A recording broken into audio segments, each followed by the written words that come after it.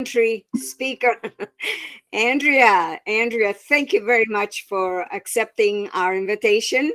Thank And you. I am not going to spend any extra time away from your presentation, so please begin. Okay. Well, hi, everybody. It's a pleasure and it's really an honor to be here with you. And there's an irony to this because my NDE was in 1991, and I didn't talk about it to anybody for 25 years. And when I finally started talking about it, I couldn't stop. It was something that I just wanted to discover the community. I wanted to go to IANDS conferences. Renee, at the beginning, when you said you wanted to talk to people who know what it is you've lived, that's exactly the hunger that I had when I started talking about it. And when I did go to a conference and I met all these people, some had their NDEs like 60 years ago. And they would talk about them with emotion, and it was charged as if it had happened just recently. It was an amazing experience, really, to sort of discover my tribe. And so that's what it's like when we get together. And I invite you to ask questions. You can you don't have to worry about waiting till the end or anything like that, because when something is so lived and it's so real, it's like you can't forget any of the details. They're there. So I don't worry about losing my place, and maybe I will, and what the heck, if it happens, doesn't matter. But I invite you to just sort of see this as an informal discussion. So I am your first out of country speaker. I am in Montreal, Quebec, Canada. And I am a Canadian, and I've lived here my whole life. I've been an entrepreneur. I've been many different things. I've had lots of different iterations. And one of my most recent ones was a university professor teaching entrepreneurship. And so I really didn't want to sort of talk about the NDE and about all the different things that came after, because I was so afraid of being judged. I was afraid. I cannot believe how much that limited me in my life, to be always so worried about the judgment of others. I think Ken, yeah, that's it. All right. Okay. And so can you hear me okay? Can you hear me okay? Yeah? Okay. So something happened that completely cracked me wide open, and that was the loss of my daughter. And I realized how the NDE had so helped me and prepared me and made the whole concept of death, basically, it was not anything I feared. But then when your own child gets sick and you know what's ahead, it's like, okay, this is the moment now. The rubber hits the road. Do you really know there is no death? Are you really comfortable with this? Or is it, is it just something that everybody else repeats and now you repeat? And so I had to really live it. And I credit the NDE with completely changing my entire life. So I'm going to take you back to that night. Okay, I told you I'm in Montreal, Quebec. So we're up here in Canada, and in December, it's winter. It's really winter, like snow and snowstorms. And it was December 1991. So I was 31 years old. And I woke up on this particular morning, and just as I was waking up, I had a vision. Now, the beauty of a vision as opposed to a dream is that you remember every detail of a vision. You don't forget it. You don't have to hurry and write it down or whatever. And I still remember perfectly that vision to this day. And the vision was that my husband and I were walking on a sidewalk. It was night. There was a huge snowstorm. And all of a sudden, from behind, this car lost control. I saw the car. I saw the color and the make of the car. And I saw that the car jumped the sidewalk and hit us from behind. And I heard my husband scream. I heard him say, "Oh my God, we've been hit by a car." And then I basically started questioning this vision. And I said, well, how do you get hit by a car if you're walking on a sidewalk? And how is this even possible? And then I let the vision go. And I proceeded on with my day. And it was actually a very, very special day because it was the day of the burial of my grandmother.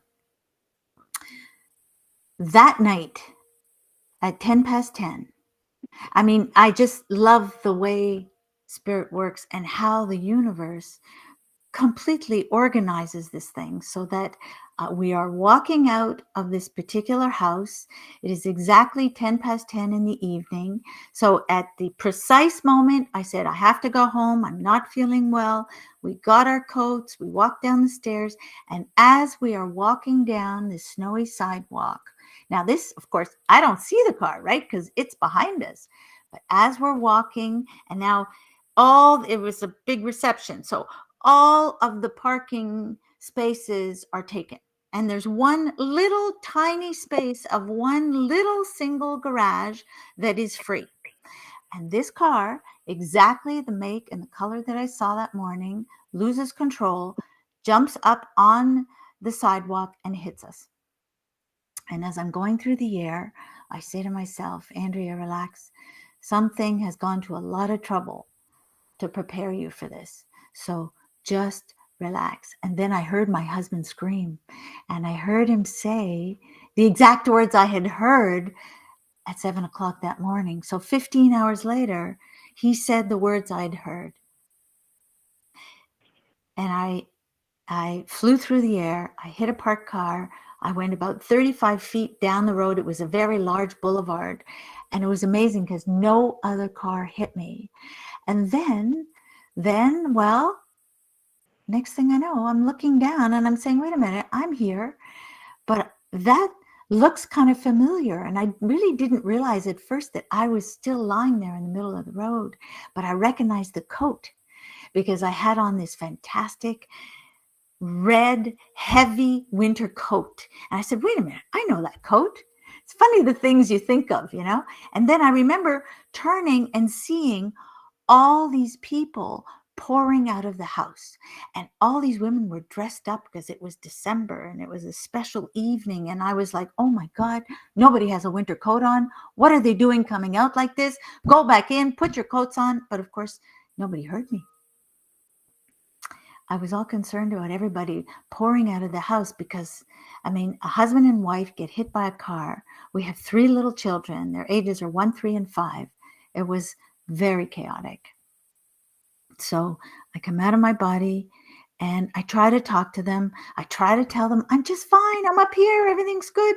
Nobody hears me. And then I just leave the chaotic situation behind. It's like it just didn't matter. It wasn't, I had no more attachment to that scene. And then off I went slowly into this magnificent tunnel of light. And it was gentle and it was loving. And I had absolutely no pain.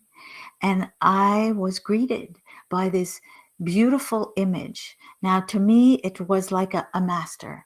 I see it as Jesus, but I never saw a face. But it was like that energy of an all-loving, all-knowing master. And then he called me by name. He said, Andrea. I went, like, you know my name? I was all shocked that he knew my name. Like, who am I that he knows my name, right? I thought, I'm so small. How does he know my name? So he said, Andrea, he said, do you want to stay or do you want to go?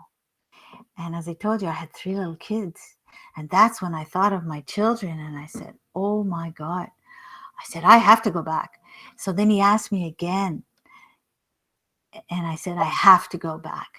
And I was not taken on any other voyages. I was not shown anything else. It was very clear. I said, no matter how many bones are broken, I must go back. I have 3 little children to raise. And I was thrown into this vortex. I can't explain it any other way. And somehow I had hands and I had feet, because I had my 2 hands plastered like this and I had my feet plastered. And this thing was turning so fast. I was so afraid that I would get thrown out somewhere. Like I knew I had to hang on for dear life. And I did. And I hung on and I hung on. And this thing whirled around and around and around and around. And I slammed back into my physical body. And it didn't feel very good. Now the car was totaled. And I did not break one bone. I was completely black and blue. It took me a year before I could hold my 1-year-old properly in my arms. But I started doing lots of yoga and different things and massage, and I rehabilitated myself. But the coolest part was my grandmother, because it was the day of her funeral. And all of a sudden, and I didn't know anything about any of this, so this was completely new to me.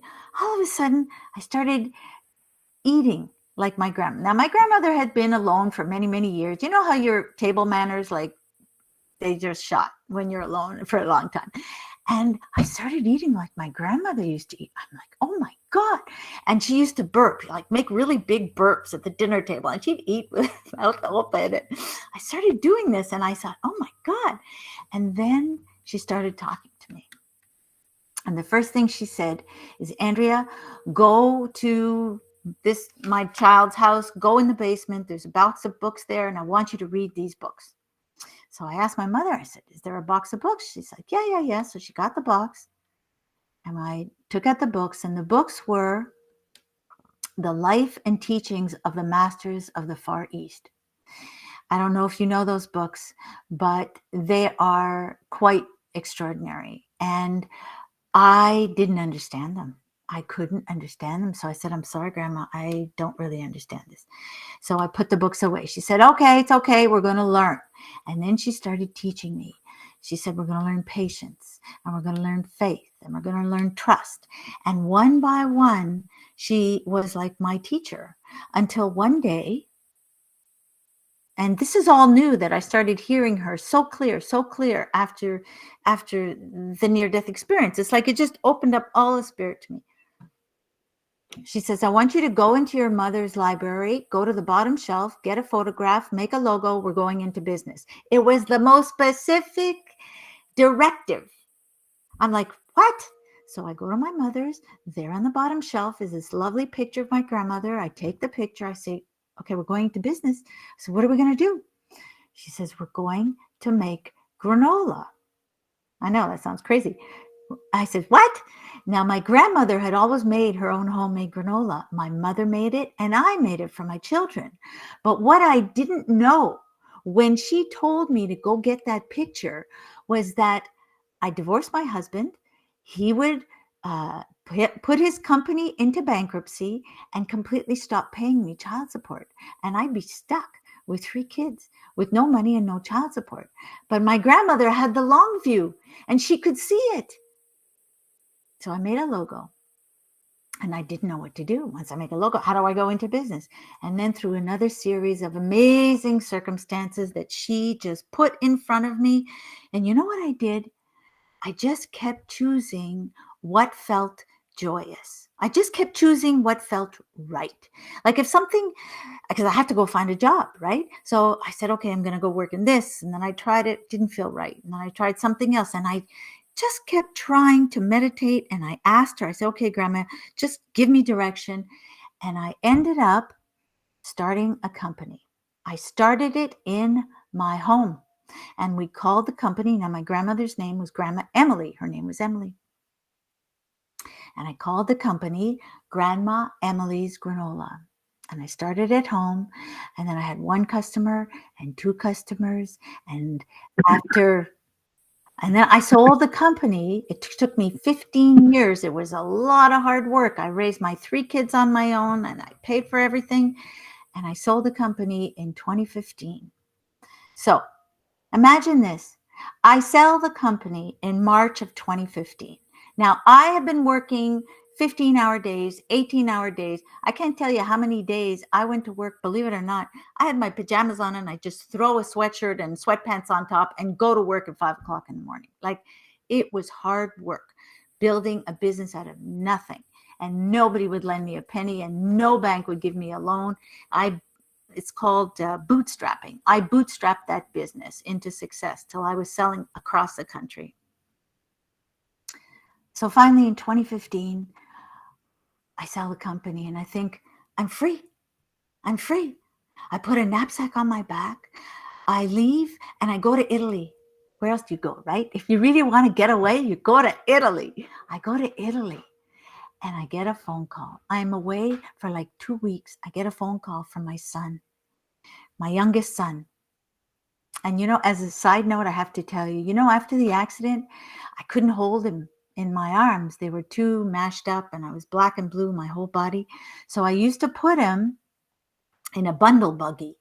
Bundle buggy is one of those little pouches that you wear like on your front and your child is all wrapped up in it.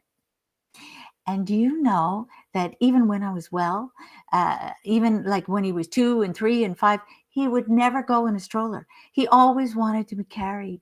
And he's like 32 now. He's 32 and he still sits in my lap and he loves to hug.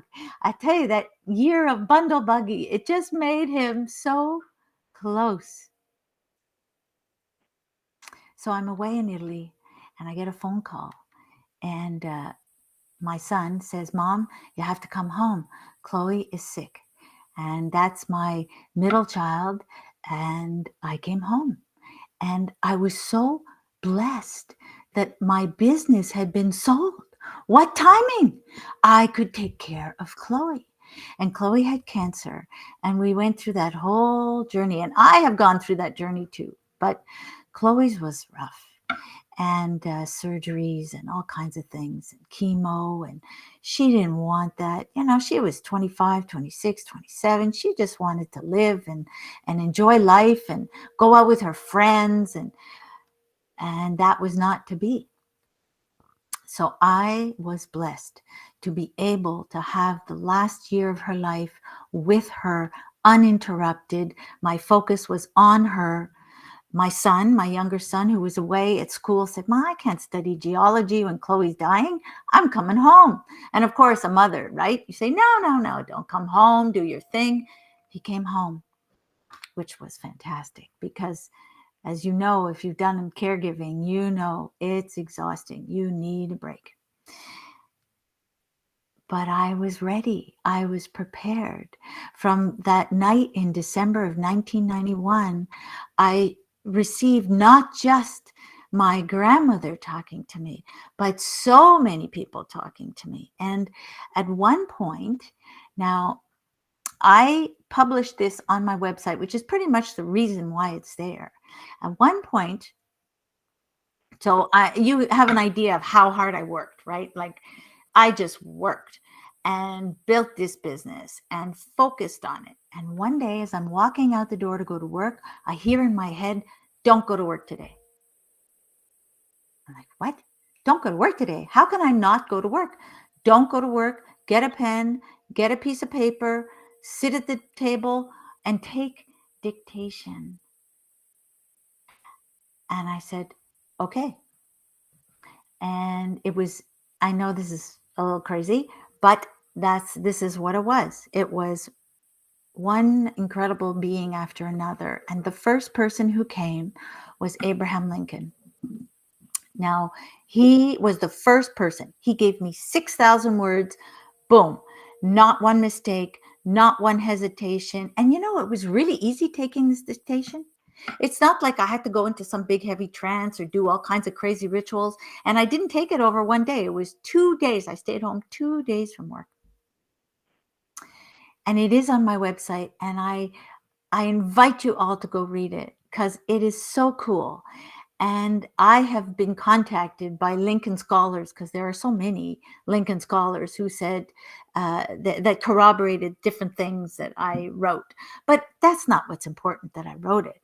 What's important was that I was cultivating this communication, and I had different communication from different people. And it was so incredible. But nothing prepared me for the amazing communication from my daughter. So I want to show you this. I wrote a book, and I have it as a PDF, and anybody who wants to read it is welcome to it. I've written 2 books actually, because the second book was the book I was looking for that I couldn't find when she passed, which is like, how do you deal with this? How do parents handle this kind of grief? How do you do this without cracking open and just like being, not capable of doing anything with your day? Like, I used to find myself crying and, just getting lost in traffic and all kinds of things. Grief is quite the journey. But the first book I wrote, I'll show you the cover.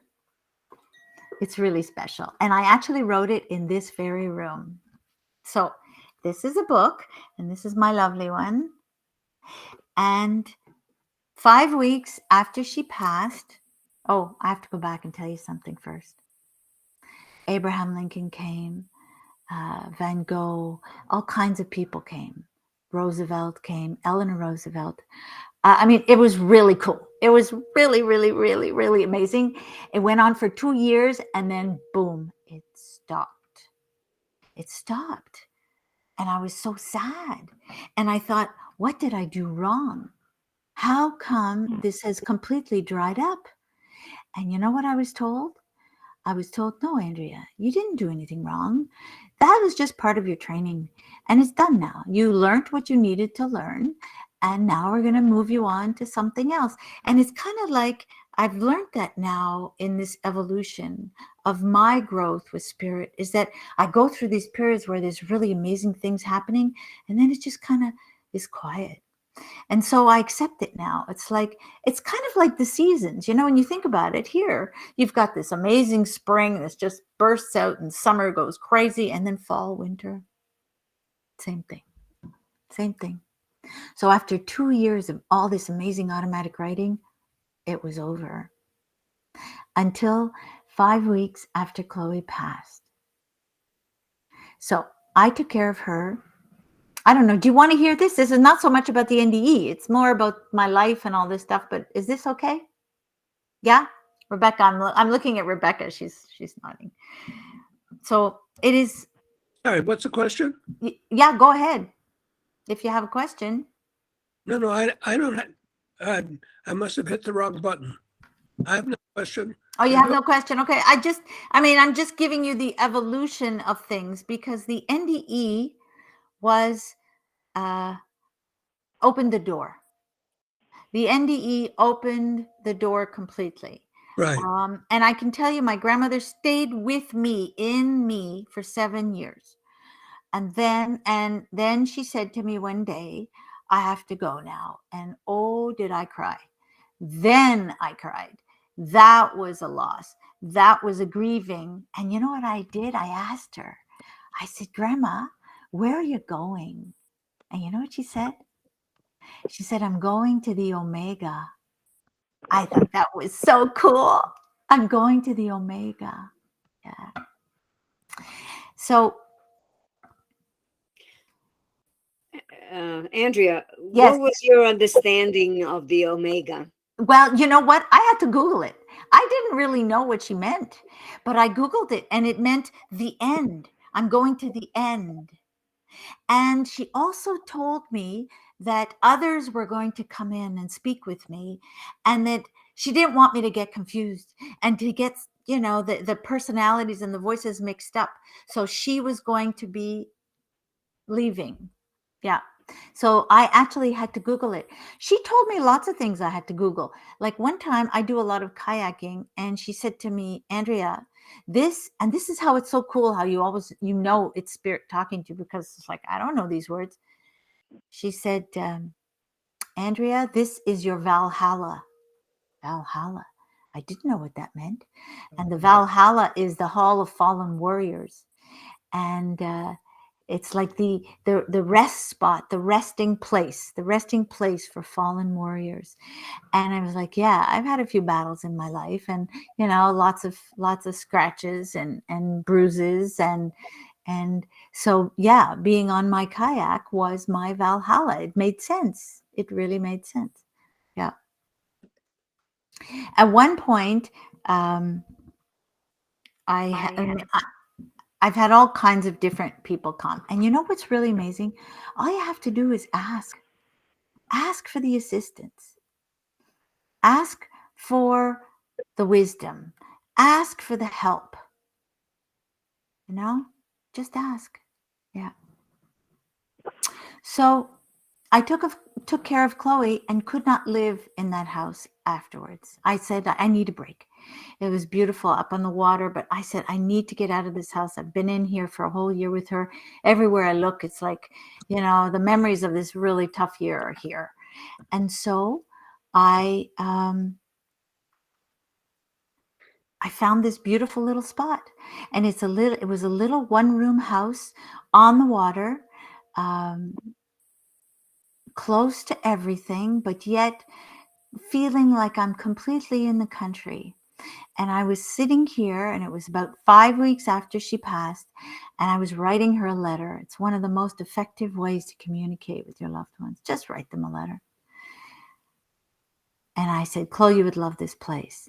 And I wrote, and I was just about to burn this letter in my little wood stove, which I can turn my computer and show you. See it? There it is. That little wood stove. And I heard, Mom, you are so easy to find that it's a joke. That's the first hallowed words that she said. That was it. Mom, you are so easy to find. It's a joke. I said, what do you mean? She said, you're light, Mom, because you pray a lot. And when you pray, you emit light. Is that cool or what? Is that cool or what?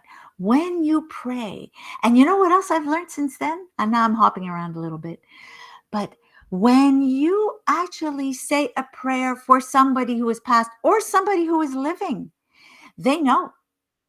And it elevates them. It honors them when we pray in their name. And you know what? It doesn't have to be complicated. It doesn't have to be a whole big long prayer. It doesn't need robes and incense and all of that stuff. All it needs is pure intention and open heart and truly loving them, and just a prayer to say, Lord, bring them grace and your peace, and may the divine light of love encircle them. Whatever you want to say, they have to be your words. It's your prayer. It's from your heart. And I can't tell you how many times I have received confirmation that the people I pray for are so grateful and honored to receive those prayers. It elevates them. So she says, Ma, you're so easy to find, it's a joke. And that's how the conversation that I had with her started. And I think we'll take a little break. It's 7:45. One of the things that came out of all my conversations with Chloe was becoming a sound healing facilitator. I was no longer an entrepreneur. I didn't want to teach at McGill anymore. I didn't want to do all that stuff. And I started doing this. And one of the things I love about it is that I help other people have after-death communications. It is so fun. So that may happen, that may not happen. Every session is different. But what I wanted to do was just give you a little sample of sound, and how raising your vibration by just listening and absorbing in the vibrations of these bowls, you know what? It changes you. Because we are vibrational beings, and everything vibrates. All matter vibrates. Liquid, solid, gas, it all vibrates. And that includes you and I and everything else that's alive. So here we go. I invite you just to take a moment now. Forget about all the words and all the stuff. It's not important. What's important is this right now. So we're going to take a nice deep breath in through the nose and out through the mouth and in through the nose and out through the mouth.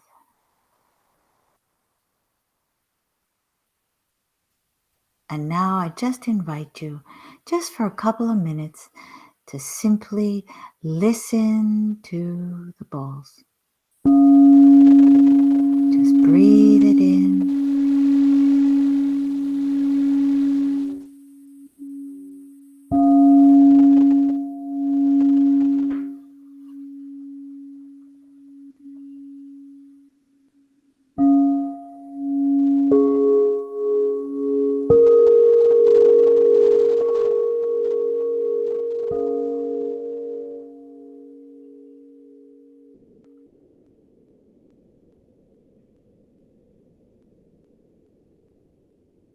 Breathe it in and out.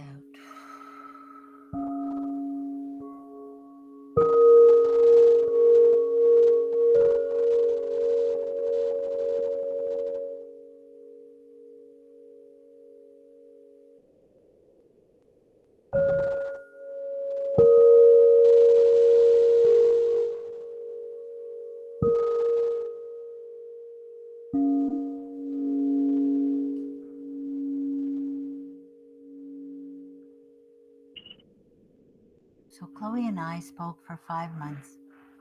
And one day during the 5 months, I asked her, I say, give me some kind of a plan, 12 steps, something. How do we help other people communicate across the veil? Give me something. And so she did. It took me 5 days to get this information. And it was actually really hard on my body. I'm a really good eater and I ate so bad for those 5 days. All I wanted was like nachos and salt. And it was draining my energy to do this, but I did it and I got it. And it's called the 12 Steps to Bridging. It's actually on my website. It's there, the 12 steps.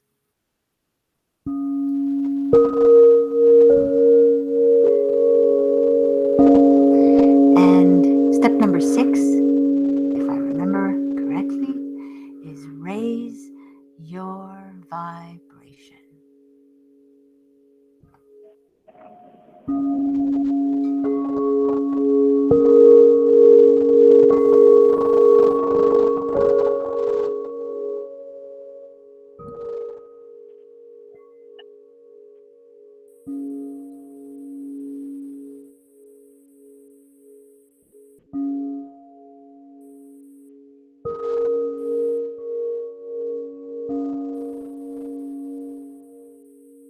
Just breathe it in.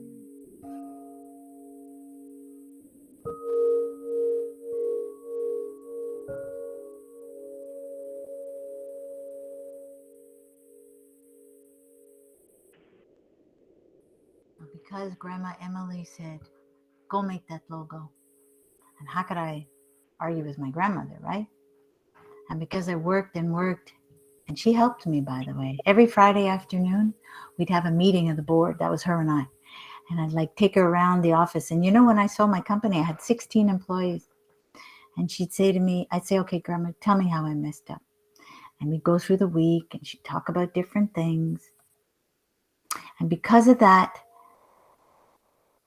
I created that company. And because I created it, I sold it. And because I sold it, I could do this.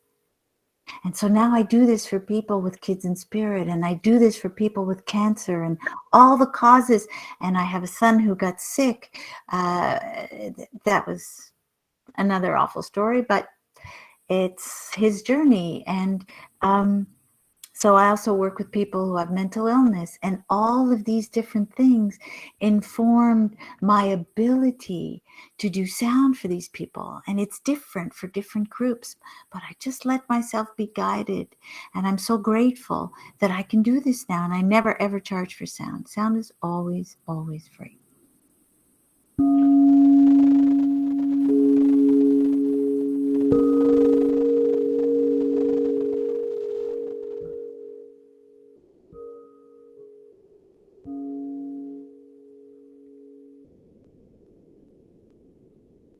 So there are many things I could tell you. There are many excerpts I could read to you.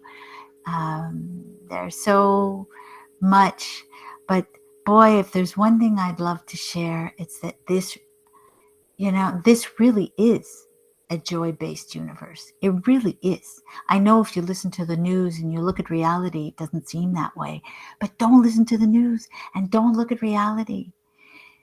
And if you just make choices that feel joyful, not easy, it's not going to be easy, but if you make joyful choices, wow, one step at a time. It's always just, people ask me, how did you build such a big business? I said, one step at a time. What did I know? I didn't know anything about building a granola business, but I had a good reason. I had 3 kids to love and feed and support, and I had a good reason. My why was always the same. Yeah. And that sustained me through everything. So, I could read to you.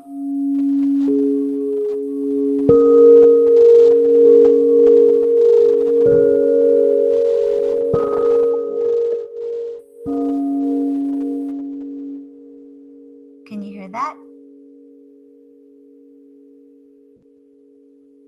So when I first found this little cottage, I moved in here and I rented it, and I loved it because I said, Lord, I need 3 things.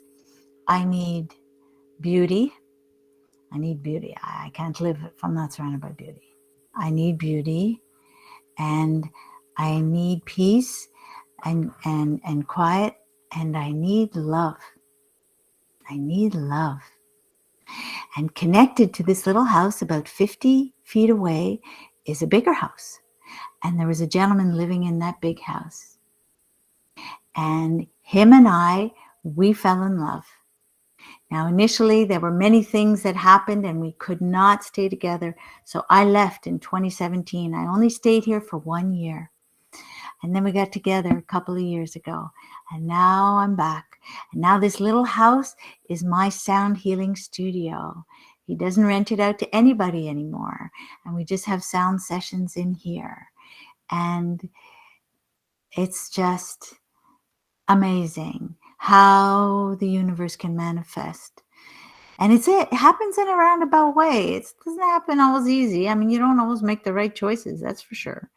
But as you begin to make more and more of the right choices, it's quite something how it happens. So there we go. 7:50. Would anybody like to ask a question, or would you like me to share something out of my book? Would you like to have a little more sound? Greg and Laura have raised their hands.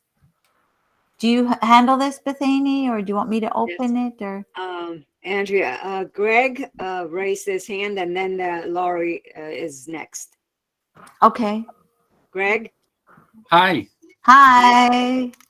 Couple of observations. So first of all, I think you're playing a major chord with those different tones. A major chord, sounds it. Yes. Well, this would I can talk about them both if you'd like me to. So What do you mean? Well, Okay. the notes, Oh yeah. Yeah. So this is your C. Yep. I thought. And this is your G. Yep. It's a fifth major, perfect fifth up. Yeah. It's a perfect fifth. It's a perfect fifth. Now, the cool thing is I had another bowl that was the third bowl that went with these other 2. And one day it just decided to just topple over a small little table, a little table that was right close to the ground, and it shattered. And I was just doing a sound session. So everybody was so appalled and felt so bad. And it was kind of like, how did this happen? And I said, okay, they all wanted to buy a bowl. So I said, okay, send me in $5. And I got so many $5 that I bought these other 2 bowls. And now we have a beautiful major sound. So we have C, we have G, we have A, Oh, A. and then we have C. It's actually an A minor. Well, it's an A minor 7 chord. A, C, E. Wow. Okay. You know, Twinkle, Twinkle, Little Star? Wait. Yep. Yep. There we go. Yep. A, G. Yep. Yeah, thought I was hearing an E in there, which would have made it. But mine was filling in the E. I play piano, You play piano. I was hearing those tones, and yeah, it's an A minor 7 chord, which is really a C major. Add the A to it. So I don't know if there's anything to do with that. And then when we were kind of doing that meditation, I did feel like a little bit of a breeze kind of by my lower right leg, and just an observation. Well, that's not, it's, it takes a little bit of time, and to sort of be able to just let go of the whole outer world and go inside. And it takes a little time. Yeah. Doesn't always happen in 5 minutes. I want to show you another instrument because you're going to like this. If you're a guy who knows sound and tone. Now, I can't see if you guys see me. Wait a minute. For some reason, okay. Can you see this?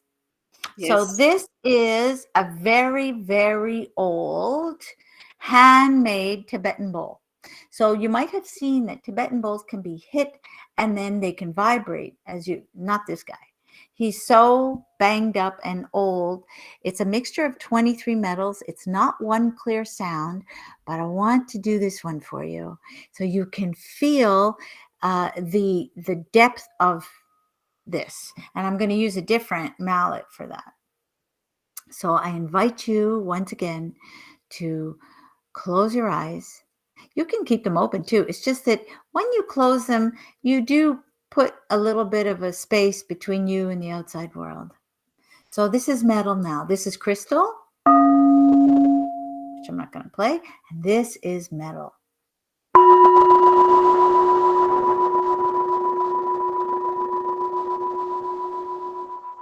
I love the fade.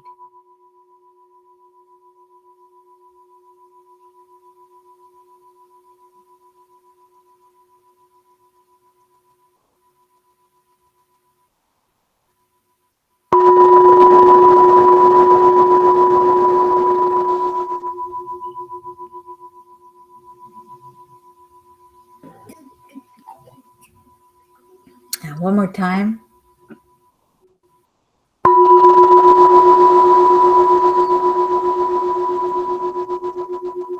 One of the purpose, really, what is sound all about? It's about opening the heart. It's really about opening the heart. Whatever happens in your life, open the heart, crack that heart open. And this little Tibetan bowl helps to do that. All right. Thank you, Andrea. Laurie? Hi, Andrea. I want to Hi, Laurie. thank you for accepting our invitation this evening. I'm especially looking forward to your presentation tonight. It made me a little bit emotional because of all you've been through, your story and your courage and your willingness to help people through your sounds and your books. And I really appreciate you. Thank you. And I hope that you'll talk about your sound healing sessions. I really miss them because I did have to go back to work, so I can't make the time that you have the sessions, but they really were just so amazing. So I hope you'll talk about that at the end, when you talk about how people can get in touch with you. When you spoke about your grandmother going to the Omega, she came here to me just now. Nice. She said she's here right now. She's very happy there. I had a brief NDE, but spirit will come to me. I get goosebumps. I don't know if you can see my standing up, but she came and said she's very happy there. And one of the reasons I thought of you and inviting you is one, that you're just an amazing individual. And we had another group and we were talking about how relationships suffer after NDE. And we were talking about, some people were talking about putting together about 12 steps about healing relationships after an NDE. And what came to my mind was your 12 steps from Chloe's book. It's right here in front of me in my notebook. I refer to it often. So I was just wondering, can you go over those 12 steps for us? I could, sure. It takes a little time, but it doesn't have to be, we don't have to go into it in huge detail. One thing I didn't. Basically about connecting with spirit, correct? Yes. Thank you. Yeah, it was. If we can do this, if her and I can do this, I mean, everybody can do it. So, yes, I started meditating in 1992. Right after the near-death experience, I ended up meeting a group of people. And I still, even today, Monday, today, I meditated with my teacher that I started meditating with in 1992. Like, that's 92, 2002, that's 30 years. We're still meditating together. Oh my God. So, I didn't talk at all about the relationship aspect of how when you have this event and your whole life is rocked and you wake up realizing that you matter and that your life is not to be squandered and that a life without love is no life. And that's like, I was in the ambulance and I had all that stuff and the, the thing on the neck and the putting you in a, because they figured, I don't know what was broken. And I remember, because my husband was put in the ambulance right beside me, same ambulance, right beside me. And I remember I couldn't really turn my head, but I looked over there and I said, okay, this is over. This is over. And I asked him to leave 2 weeks later. And that was hard because I couldn't walk yet. And it was really a mess. But, I'll tell you this one little thing that happened. I told you my grandmother had passed. Her estate was resolved. We got divorced. My bill from the lawyer, believe it or not, was like $1,100, okay, for my part of the divorce. That was it. And about 2 days later, I get a phone call from my mother saying, your grandmother's estate has been resolved. Everything's done. All the people she wanted to give, the orphanages and everybody has been paid. And there's just a really small little amount of money left. And I don't know, I just feel like you should have it. And it was like $1,109. It was exactly the price of my divorce. I went to the bank. I was crying. And it was because, when you do something like that with 3 little children, you feel a lot of guilt. And it was like, no, I knew it was the right thing to do. So you're right. It changes you in so many ways. But yeah, your relationships change. Things that used to, like, I can't gossip. I can't handle any violence. I can't kill anything. Even a spider. I'm living on the water. Like, there's a gazillion spiders here. I can't even kill one. I can't kill an ant. It changes you. So there are other questions. I don't know how much we can get into it. Yeah. There are 2 or 3 other people that have had their hand raised. Okay. I was just Do you wanna hoping take you these? could read through them quickly as a list so that people can get an idea about, a lot of people in this group ask about how to connect with spirit. So How if to you connect could with just spirit, kind yeah. of list them, I thought that would be great. Thank you. Okay. Well, and they are on my website and it's all there. If you go on the 12 steps to bridging, you probably could just Google it and get that. I don't know. But so So the key was when Chloe started giving me this information, she said, Mom, you can do them all in any order you want, except for number one. Number one has to be first. And remember, this is a mom talking with her daughter who's passed. So it's not exactly just communicating with anything. It's communicating when you have this emotional attachment to somebody. And the first one is, oh, there we go. 12 steps to bridging. There you go. Thanks, Bethany. Beautiful. Thank you, Bethany.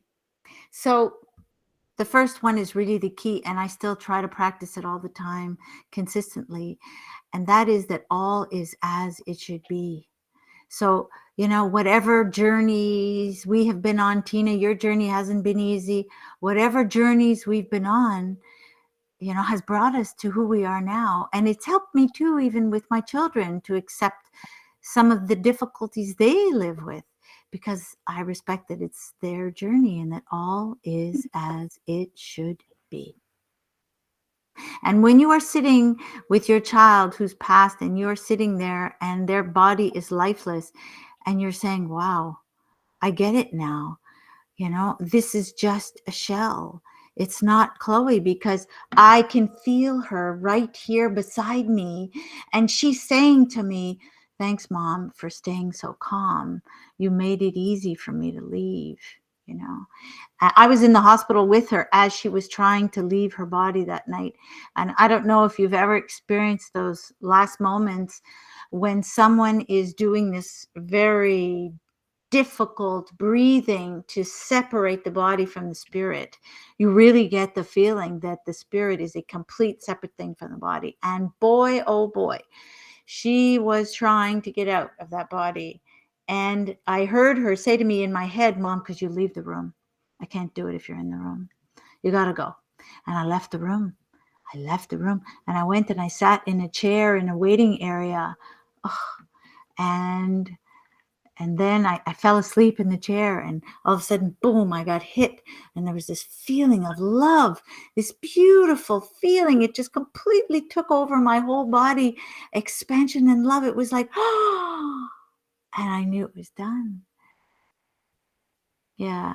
So all is as it should be is something, not just words. It's not just a glib little phrase. It's something to live and to practice. And it's hard. It's hard. Rebecca, do you still want to ask your question? Put your sound on, please. I'm going to stick with just that one, Lori. The rest you can get them all, but and we could do a workshop on those. That would be really fun. I love to do that too. That's really, really fun. Rebecca? Go ahead. Yes, hi. Hi. Hey, that was beautiful. Thank you. I wanted to say I had a couple of questions and thoughts. The bowl, the Tibetan bowl, that made the whole right side of my body just tingle and feel all kinds of interesting, awesome Beautiful. feelings and extremely calm. But I wanted to ask you, because I always say it because I believe it, like you said, even though it's difficult sometimes, our paths, all is as it should be, which right now I would say acceptance is a little bit hard for me. Mm-hmm. But I was wondering, when your daughter passed, which I am sorry for, Thank you. but I do have an idea of where she is, so I don't know how to be too sorry for that, if that makes any sense. Mm-hmm. Did you have a hard time? I did. You know, even knowing everything I know, even having had a near-death experience, even knowing that I am not my body, even having all those amazing automatic writings and all those years of meditation, for sure, the human side of me grieved, and I had a hard time with it. Yeah. Yes. Yeah, I did. And I think I knew that I had to keep my heart open the heart, and that I would be okay if I did that. Yeah. It's an awesome story. Thank you. You're You're welcome. Okay, so Willie, you're next. Oh, really? My turn. Okay. Hi, Willie. Hi. I'm enjoying this tremendously. Thank you for Oh, being here. you're so welcome.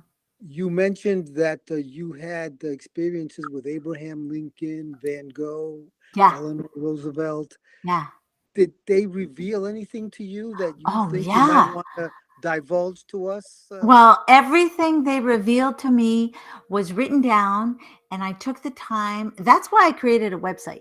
Really, there was no other reason. I didn't want to do blogs every month, and I don't like to record my sessions.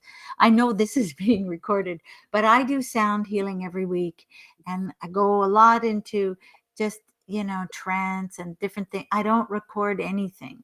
So what I took down from certain people, not all of the things, but it's on the site. And it wasn't Vincent van Gogh who came to me, it was his brother. And that's what was so cool. It was his brother, because his brother was his keeper. His brother was the one who sent him money to live. And he was the one who received all of these paintings and didn't know what to do with them. And he rented an apartment in Paris, and he put them away, and he put them away, and he put them away. And it was like, he just didn't know what to do with all of it, because Vincent only sold one painting in his life. But we digress. So I invite you to go and read and take from it whatever works for you. But what's interesting, I find, is that Lincoln's words are as applicable today as when I took them down in 2010. It's just uncanny.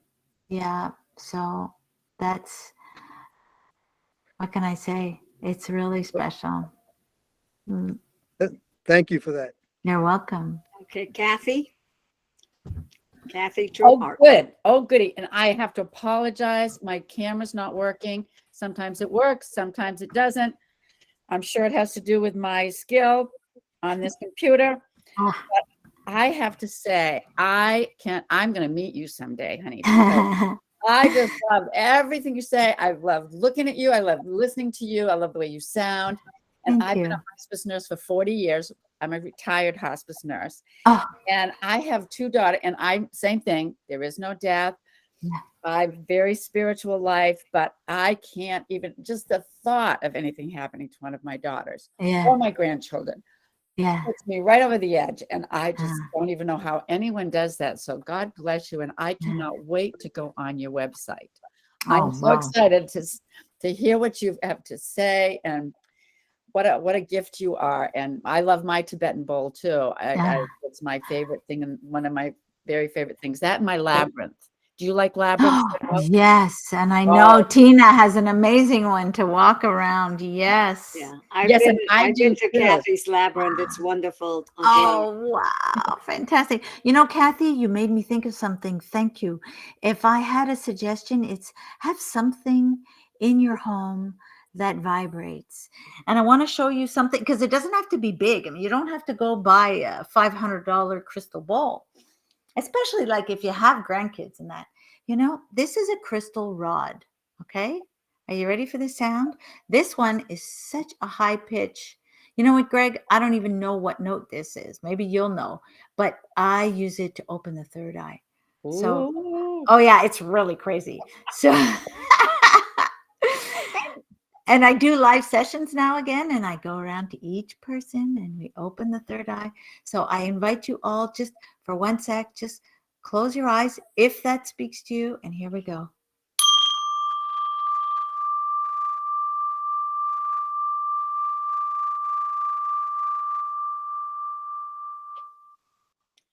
Wow. Wow. If If you have a child that has like ADHD, this is really, really useful, really powerful. Sounded like a D. What do you call them again? It sounded like a D. Yeah, it sounded like a D, but I don't have perfect pitch, so don't quote me on that. I don't know what whatever it is. it was, it went right through my spine. There you go. Loved it. What do you call them again, Andrea? That is called a crystal pendulum. And I can give Tina, I can send you the email of the gentleman where I buy it, And you might be able to Google it and just find it online. I'm not sure. Great. Yeah. But Thank you. yeah, One last question. yes. So do you do sessions? You do groups? Yes, I do groups. I do individual. I do sound for Helping Parents Heal, which is an organization of parents with kids in spirit. I do also lots of sound for cancer wellness centers. You know, one thing about sound, which is amazing for cancer, is it really helps with pain. Wow. This is uncanny. Like people do a session and they have no pain for a day, 2 days, 3 days, sometimes even more, sometimes less, but it really helps. You know, Rebecca, when you talked about how the right side of your body was affected by the bowl, well, that's where you needed the work. It goes where it's needed. Right. It's just amazing. So it's a really powerful modality. So yes, I do sound every Wednesday at 1:00, which is Eastern time, and it's via Zoom. That one's on Zoom. Yeah. So there's one a week on Zoom, and then all the rest are Now is live. that Well, the good. link That'll save on me your a trip website? to Canada. Sorry? Is your link for that Zoom session on your website? Yes, the link is there. The Zoom link is there. It's Wednesdays at 1, and everybody is welcome. I just suggest good headphones. That helps a lot. Okay. Great. Thank you so much, and God bless you, Thank you. Andrea. You're welcome. Thank you, Matt, Kathy. Eileen? Matt? Yes, can you hear me okay? Yes. Okay. Hey, everybody. How you doing? Great to be Hi, here. Matt. Hi. Andrea, thank you very much for being here and sharing your story. Truly appreciated. Thank you. I was wondering if you could shed some light, just with your experience and your opinion, on a theme that comes up here often, and one I know I struggle with personally, is choice versus destiny, choice versus having a plan laid out for our lives. Because it sounds like, in your experience, things were, and correct me if I'm wrong, but things were kind of presented to you, like with your grandmother connecting with you and contacting you and encouraging you or guiding you to the business. Things like that seem like it's almost like part of a plan, whereas one could argue you had the choice to reject that plan, but theoretically you probably wouldn't, you wouldn't ignore your grandmother. So therefore, Yeah, that was a hard one to ignore. Yeah, that one I couldn't ignore. But as I was walking up the aisle to marry my husband, and I remember he was standing at the front, and I could hear in my head, "Don't do it, don't do it." And I thought, I have to do it. The gifts are all there. The party is happening. The awning is up. The band is waiting. How can I not do it, right? How stupid is that? And I did it. Yeah. Now, what I have learned was that when I make the right choices, I manifest stuff so quickly. It's crazy. When I make the wrong choices, they're detours. I learn it just takes longer, but eventually I'll circle back around and get back on the right track. And that's because I choose to meditate. That's because I choose to listen. That's because I ask, and the different things that we do. But choice versus destiny. I can tell you something that my father told me after he passed. He said to me, I had about 5 different doors that I could have taken. Like he left us like at 92. Okay. But he said, like, I had a doorway I could have taken like in my 30s. And no, I didn't take that door. I didn't want to take that door. And then when I had that stroke, I could have taken that door. Nope, I chose. And so he explained to me that he had choice. Even though, so that was a fantastic thing to learn, that we have more than one choice and opportunity to exit. It's basically that's like choice, but yet it's predetermined. So God took my clothes. That's the best explanation I heard. What do you mean? Oh, you're saying what I just said is the best explanation? No. There's a user called God Took My Clothes, and I was addressing them, saying that. Look up on the chat. Yeah, he's here. There he is. I saw that beautiful background. Hi there, Bob. Yeah, so that I was responding to God Took My Clothes, which is a really funny name. So I was responding to that because I thought I really liked the explanation that person put on there. In the name, that's a clever name. Yeah, it's a great name. Yeah, Well, it's a thank great you. name. Yeah. Well, thank you I appreciate that. Thank you, Andrea. I think we Thank could you. talk about that all night. That's such a Yeah. profound question, choice versus destiny. But you really do feel when you're in the right place, and you feel, and when things fall into place easily, oh, wow, it's really something. But you could say, well, look, you broke the bowl. Yeah. And that was a negative thing. But look what happened. I had over 30 people that day for sound, and it gave each of them an opportunity to chip in and to be part of the sound healing by raising money for these 2 new bowls. So was it a bad thing? Was it a good thing? I think it was a good thing. Yeah. Okay, been Thank there, done that. Has raised a hand. Been there, done that. Okay. Would you like to ask a question? Yes, can you hear me?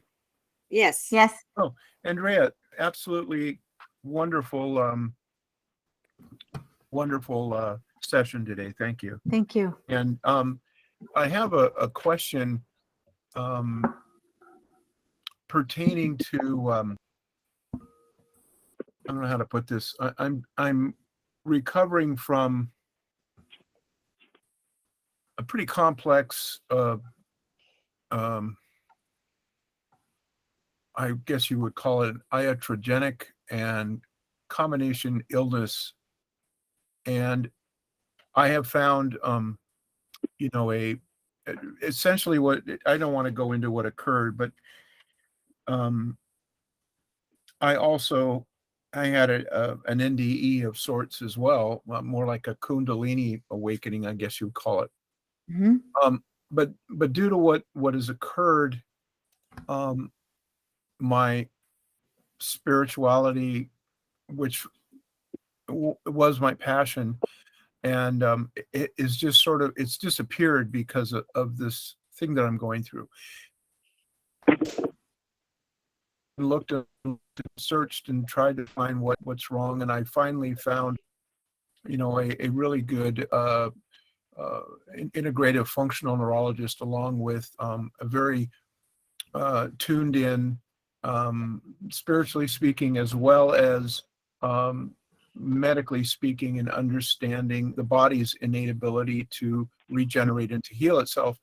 Mm-hmm. And yet, a lot of the things that you share today, and things that have been brought forth, are things that I resonated a number of years ago with, but now it's just disappeared. So what I'm doing is I'm just putting one foot in front of the other, Mm-hmm. and I'm doing my best to just do what I'm being told to do. I have, in truth, I don't have the ability right now. I'm hoping that as things improve, I will have trust and faith, Mm-hmm. and be able to regain my heart space, my spirit, my soul.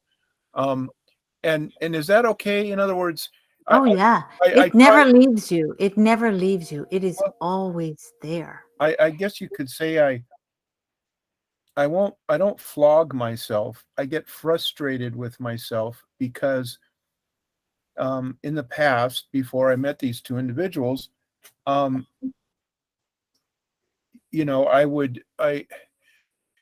could grasp concepts, spiritual concepts, practices, and understandings, and then implement them. And in my current situation, I can't do it, even though sometimes people will say, oh, you should be grateful for where you live. And I don't feel anything right now. So I'm just, and I love spirit with all my heart. I mean, it literally, truly was my passion in my life. And I'm just, I guess you could say I'm walking forward in total blind faith. And that's okay, right? Do you know what I mean? Mm-hmm. It is. It Okay. is. How does it feel when you hear this? Oh, I love Tibetan bowls. I do. Well, then I would, you see, that's it. There's a clue. You love it? Go on YouTube, Google Well, them, find I something and actually, listen. And then you know what my teacher always one of my teachers always tells me, Andrea, spirit time. In other words, it's not my time that runs things. It's spirit time. It's spirit time.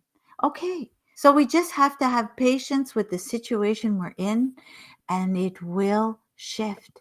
It will change. okay. It will improve, because you are never alone. You're always so loved, and you will move forward. But remember, it's spirit time. You know? I always trust the process. I That's it. wrote you, I just contacted you through your website, so we'll speak outside of this group because I want others to have a chance to ask Okay. questions. But thank Thank you you. so much. You are truly a brilliant white light. Wow. So Thank you. thank you. Thank you. Thank you. David? Yeah, I wanted to ask a question that, I'm so envious of so many people in this group because I've never had a near-death experience or out-of-body experience or anything like that. And it was mentioned, teaching people how to connect with, speaking with relatives that have passed on or whatever. And I'm just kind of interested in anything I can do where, I'd like to have an experience like that, being able to communicate with somebody from the afterlife or out of body experience or anything like that. I mean, I know it's a long shot, but do you have any advice for somebody it's, like me? you know what? I can tell you something. It's not a long shot. It's part of who you are. You are spirit. And believe it or not, it is as much your right as it is mine, as it is everyone else's, to communicate with spirit. And it's not a bad thing. It's not a fearful thing. It is the most natural thing. And you know what? We do it all the time anyway. We just don't realize how much we're receiving. And I would just suggest, if you want to communicate with loved ones in spirit, or you want to start developing that and open up to it, you know what? I'm going to give you a simple phrase. I took courses and I learned all kinds of stuff because I wanted to figure out what was going on and how come these different people were talking to me. And I learned a phrase, and the phrase was sitting in the power. Whoa, what a phrase. Sit in the power. And I would suggest just give yourself even 5 minutes a day. Maybe you'll create some little ritual, like light a candle or gaze into the center of a beautiful flower. Whatever speaks to you. It's your ritual. It's your journey. And just say, I sit in the power. And maybe nothing will happen. And maybe a week later, nothing will happen. And you'll think, oh my God, nothing is happening. But you know what? One day, something will happen. And it may not even be then, because when I got the best, when I started hearing from kids in spirit and I had to call up their mothers that I didn't know and all this, it's true. It's when I was brushing my teeth or in the shower, when you are completely out of your mind. Does that happen to you too, Tina? When you are out of your mind, we used to do a lot of ironing. We don't do ironing anymore, but ironing is another good one. So lots of visits in the shower. I'm glad they don't judge, I'll tell you. In the shower? Yes. Yeah. Bethany, did you have a question? Oh, I'm sorry, David, were you done? Yes, thank you. I appreciate that answer. Thank you very much. I'm going to give that a Okay, try very and good. see where it Bethany? leads me. Yeah. And it's always a positive phrase. Not I want to sit in the power. Not I want to communicate. No. I sit in the power. This is my birthright. I am human. I am spirit. I sit in the power. And just go with it. Thank you. I'll practice with you, David. I would really appreciate that. Very good. Sorry, Bethany, it's your turn. Oh, that's fine. I'm so enjoying this and so appreciative of Andrea, all the information that you're sharing, as well as the questions that everyone is asking, because I just love learning from you. I'm wondering about communication with children that have passed on. And I'm curious how you came to do that. I understand that your daughter probably played a role in that. But can you share an experience that you had with a family? Sure.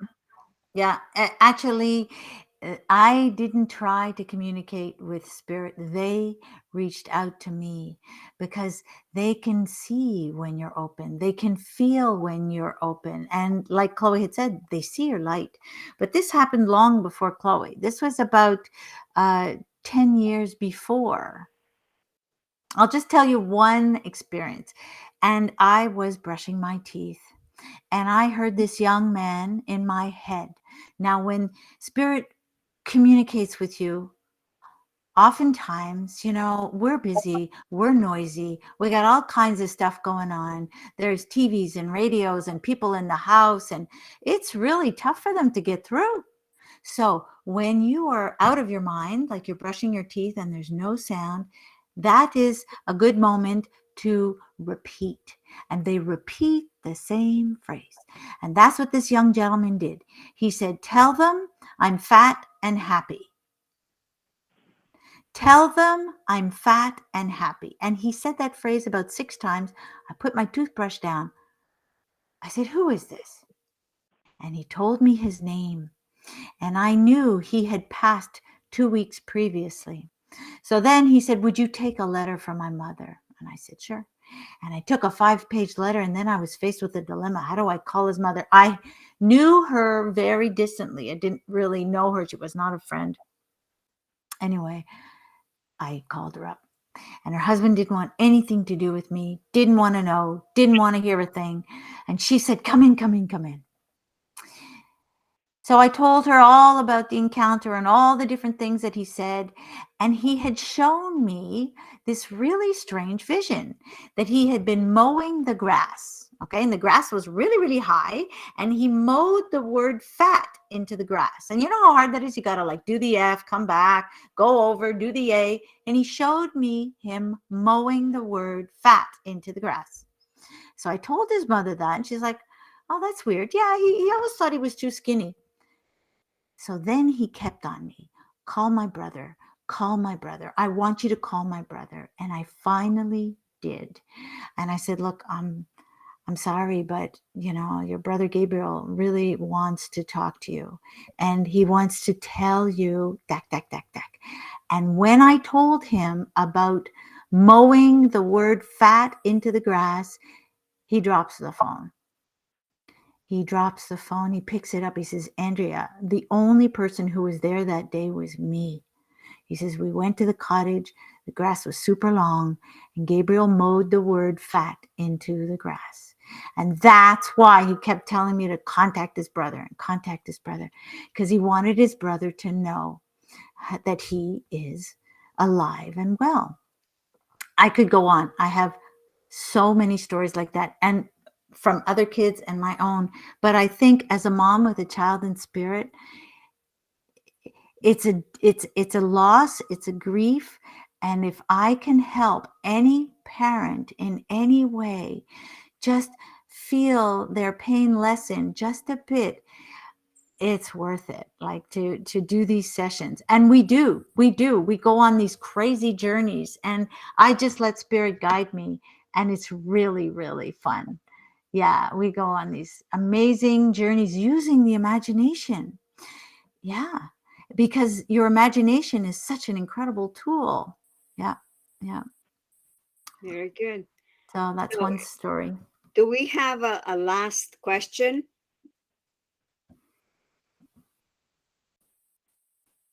I guess we're all good. So, Andrea, we want to thank you. And Laurie, thank you very much for giving me the opportunity to communicate with Andrea. You've been such a gift. Thank you very much. And just know that as a speaker, your website and book information, your book's information will be on our website. Okay. And if anybody wants either book in a PDF format, I'm happy to send it to you for free. Just send me an email, and yeah, we'll maybe another time. Who knows? Maybe we'll do an evening on the 12 steps to bridging. And that would be Andrea. fun. Take care. Thank you. thank you all, and good night. We'll see you next month. Bye-bye now. Thank you. Bye. Blessings to all. Thank you so much, Andrea. Thank you. Thank you. Yes, thank you Thank so much. you. Thank you. Thank you. Thank you. Bye. Fabulous.